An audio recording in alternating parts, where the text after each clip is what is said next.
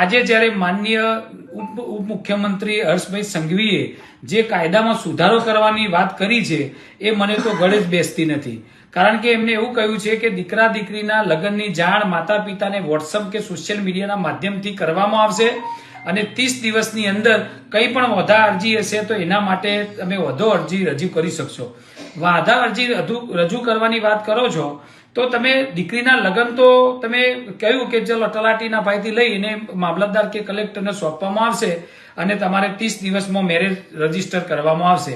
તો અમારું એ કહેવું છે કે જ્યારે માતા પિતા ભાગેડું લગ્ન બચાવવા માટેની વાત કરતા હોય, યુવા દીકરીઓ બચાવવાની વાત કરતા હોય, એસપીજી અને અમારું સંગઠન, તો એમાં જ્યારે દીકરી હાજર થશે તો એ વખતે તમે કોને સત્તા આપશો કે દીકરી એના પતિ જોડે જશે, હસબન્ડ જોડે, કે માતા પિતાને સોંપવામાં આવશે?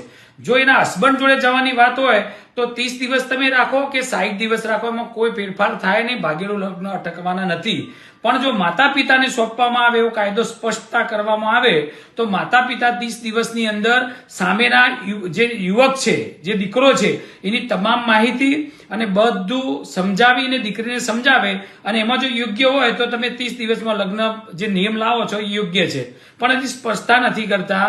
પ્લસ તમે સમાજ પાસે, સર્વ સમાજ પાસે ગુજરાતમાં માગણીઓ કરો છો કે 30 દિવસની અંદર તમે તમારા જે પણ સૂચનો હોય રજૂ કરો. ઓલરેડી બધા સૂચનો એસપીજી અને એવા કેટલાય સંગઠનો ઓલરેડી તમને રજૂ કરી ચૂક્યા છો, પણ આજે તો કોઈ એવી સ્પષ્ટતા લગ્ન નોંધણીના કાયદામાં માનનીય નાયબ મુખ્યમંત્રી દ્વારા કરવામાં આવી નથી. એટલે આ ગળે ઉતરે એવો કોઈ નિયમ સુધાર્યો નથી એવું અમને એસપીજી દ્વારા લાગી રહ્યું છે. તો માન્ય નાયબ મુખ્યમંત્રી શ્રી અને મુખ્યમંત્રીને કહેવા માંગુ છું કે નિયમમાં તમે એવો ફેરફાર લાવો જેનાથી ભાગેડું લગ્ન અટકી શકે.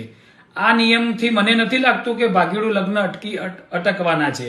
તો અમે હજી તમે કહેતા હોય તો સરકારશ્રીને અમે નિયમો સૂચનો કરવા માટે પણ રેડી છીએ અને ફરીથી તમારા આગળ નિયમોને સૂચનો આપીશું.